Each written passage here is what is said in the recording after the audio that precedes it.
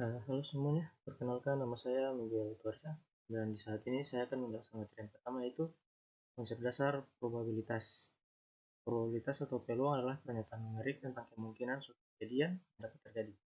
Dalam hal ini, peluang dapat dijadikan sebagai suatu ukuran terhadap kepastian dan ketidakpastian. Nilai peluang lebih besar atau sama dengan 0 dan lebih kecil atau sama dengan 1. Artinya, bahwa apabila nilai peluang dari suatu kejadian sama dengan 0, maka kejadian tersebut mustahil dapat terjadi. Dan apabila nilai peluangnya sama dengan 1, maka kejadian tersebut pasti terjadi.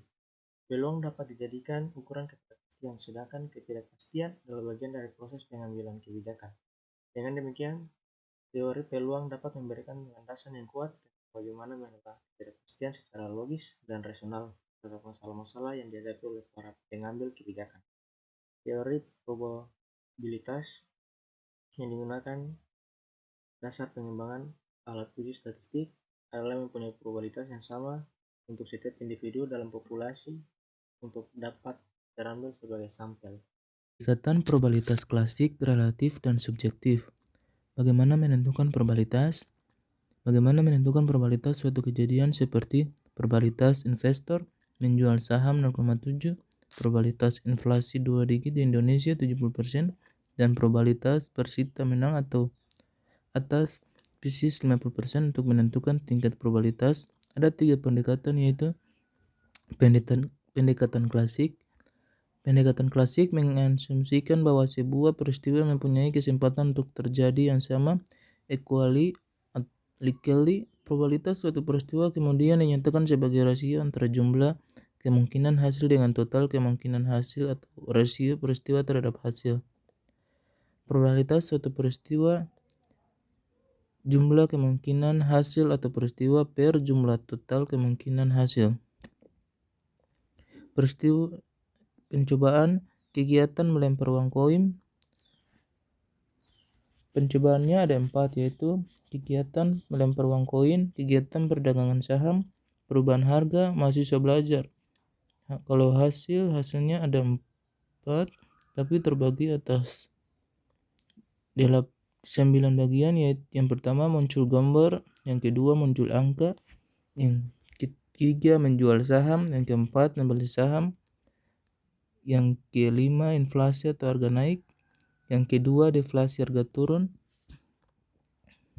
yang ke-7 lulus memuaskan, yang ke-8 lulus sangat memuaskan, yang ke-9 lulus terpuji. Hasil yang pertama 2, yang kedua 2, 3, 2, yang keempat 3. Probabilitas 1/2, 1/2, 1/2, dan 1/3. Peristiwa menjual dan membeli saham mempunyai kesempatan yang sama untuk terjadi pada kegiatan jual beli saham. Jumlah hasil ada 2 dan hanya 1 peristiwa yang terjadi. Maka probabilitas menjual atau membeli adalah sama, yaitu pada suatu percobaan di mana hanya ada 1 peristiwa yang terjadi, sehingga peristiwa lain tidak dapat terjadi pada suatu percobaan dengan waktu yang sama, dikenal dengan peristiwa saling lepas atau mutually eksklusif. Peristiwa saling lepas mutually eksklusif adalah terjadilah suatu peristiwa sehingga peristiwa lain tidak terjadi pada waktu yang sama. Pendekatan relatif berbeda dengan pendekatan klasik.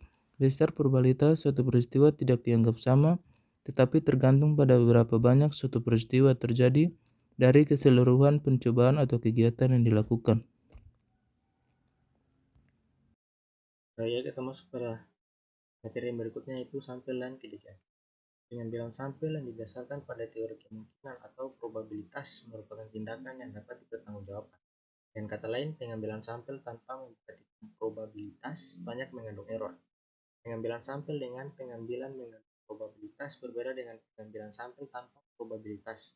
Kondisi ini berkaitan dengan pengambilan sampel dengan pengembalian. Jika pengambilan sampel tanpa pengembalian, maka harus dilakukan revisi agar data tersebut dapat dianalisis dengan rumus-rumus statistik yang ada. Karena ada keterkaitan antara teori himpunan dengan teori probabilitas, kita dapat merumuskan kejadian gabungan A dan B, yaitu kejadian gabungan himpunan A dan B pada ruang sampel S. Bila A dan B kejadian sembarang pada ruang sampel S, gabungan kejadian A dan B yang ditulis gabungan himpunan A dan B adalah kumpulan semua titik sampel yang ada pada A atau B atau pada keduanya. Kejadian gabungan himpunan A dan B disebut kejadian majemuk. Demikian halnya kejadian gabungan himpunan A dan B, yaitu kumpulan titik sampel yang ada pada A dan B, juga disebut kejadian majemuk. Kenalkan, nama saya Nisi Salome Deluesti Suta. Di sini saya akan menjelaskan tentang probabilitas bersyarat. Pengertian teori probabilitas bersyarat. Probabilitas bersyarat atau conditional probability kerap didefinisikan sebagai kemungkinan terjadinya sebuah peristiwa atau hasil berdasarkan kegiatan yang sudah berlangsung. Teori ini dihitung dengan cara mengalihkan kemungkinan dari acara yang sudah berlangsung dengan kemungkinan baru dari kegiatan yang akan dilaksanakan. Secara garis besar, rumus conditional probability melihat dua kegiatan tersebut sebagai satu kesatuan. Sebagai contoh adalah kemungkinan A di mana kamu diterima sebuah universitas dan kemungkinan B di mana kamu menyewa kamar kos. Kedua kegiatan tersebut saling berkesinambungan dan kesempatan terjadinya kemungkinan B akan semakin besar bila kemungkinan A berlangsung. Teori conditional probability dapat disandingkan dengan konsep conditional probability atau probabilitas tak bersyarat. Konsep tersebut mengacu pada sebuah kemungkinan di mana suatu peristiwa akan terjadi terlepas dari peristiwa lain yang telah berjalan. Berikutnya adalah rumus probabilitas bersyarat. Teori probabilitas bersyarat sangat bergantung pada hasil dari kejadian yang sudah terjadi. Teori ini juga dapat menyebabkan sejumlah asumsi ketika kamu sedang menggunakannya.